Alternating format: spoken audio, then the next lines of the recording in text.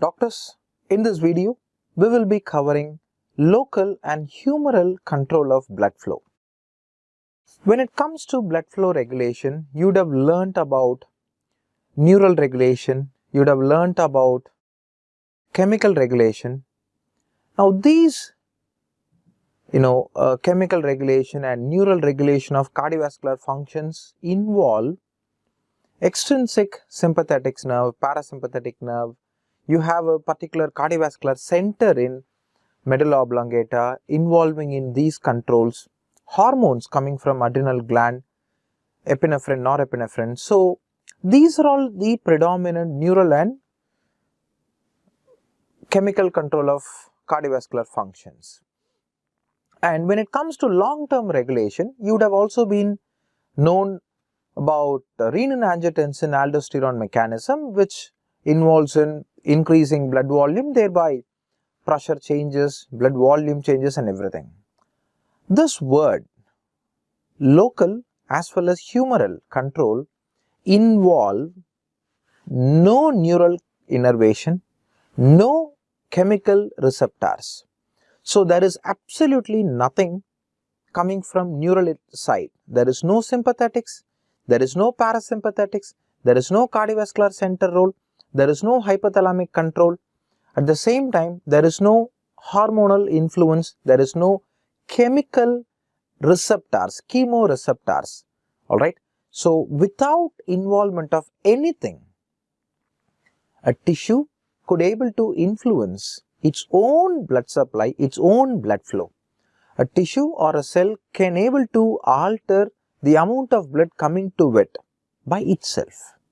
Beautiful, right? Self-sufficient. There is no role for any external inputs. How does this takes place? That is the gist of this video, people. Local as well as humoral control of blood flow. Now, we have just seen what are all the factors that are not going to contribute to this mechanism. So what else is going to contribute to this mechanism?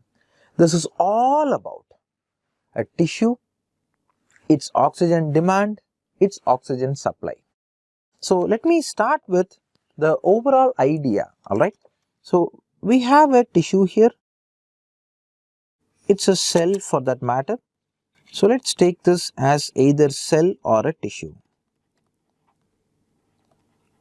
Now this cell or a tissue has got its own blood supply. Now through this blood vessel, there is going to be oxygen supply to this tissue or this cell. Alright, this is what is normally happening. At times, there are two different occurrences going to take place. Number one, either the cell is going to have increased oxygen demand than usual. The cell is going to experience increased oxygen demand than usual, or the oxygen supply itself is getting less, or there is going to be a reduction in oxygen supply. In these two conditions, either there is a increased demand of oxygen by the cell itself, or the oxygen supply is getting decreased. In these two circumstances, the cell influences its blood supply by its own. In these two conditions, the cell could able to influence blood supply, right? The cell can either increase the blood supply or decrease the blood supply depending on the situation. Ultimately, it will ensure it's enough blood supply, people. Such kind of intrinsic control of blood flow to a tissue is called as local regulation. No brain involvement, no parasympathetics, no sympathetics, nothing is going to contribute to this function, people. Alright, so let's see what happens and how this mechanism is getting operated. Now please understand, everything is related. When it comes to local control, it is all related to oxygen alone. How much of oxygen is getting supplied? How much is the actual oxygen demand, doctors? Fine. Now let us take up the oxygen based control of blood flow. Whenever there is a increased oxygen demand, or whenever there is decreased oxygen supply. In either of these two conditions,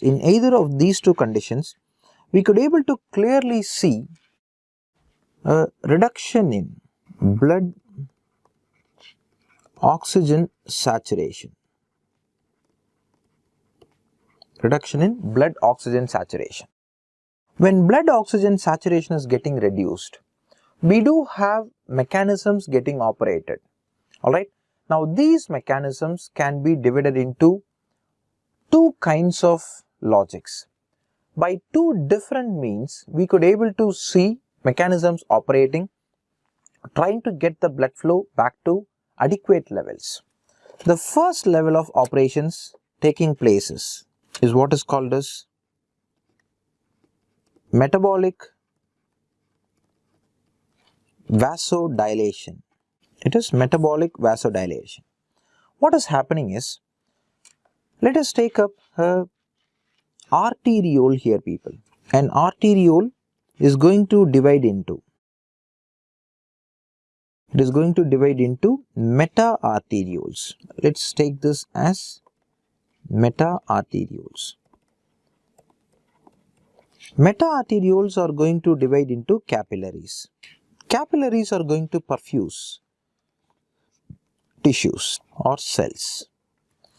Now, by anatomy, you must be aware of this. Whenever we see a meta-arteriole, meta-arterioles are ensheathed or meta-arterioles are clamped by a kind of elastic tissue, and such a kind of elastic tissue is called as precapillary sphincters. Alright people, these kinds of elastic tissues are called as precapillary sphincters. Good. Now, let's take up the oxygen deficient condition. Either there is a increased oxygen demand, or there is increased oxygen utilization, or there is decreased oxygen supply. In whatever condition it is, there is going to be decreased oxygen to the tissues, people. In whatever it is, there is going to be reduction in oxygen supply to the tissues. Now, when the oxygen supply is getting reduced, alright,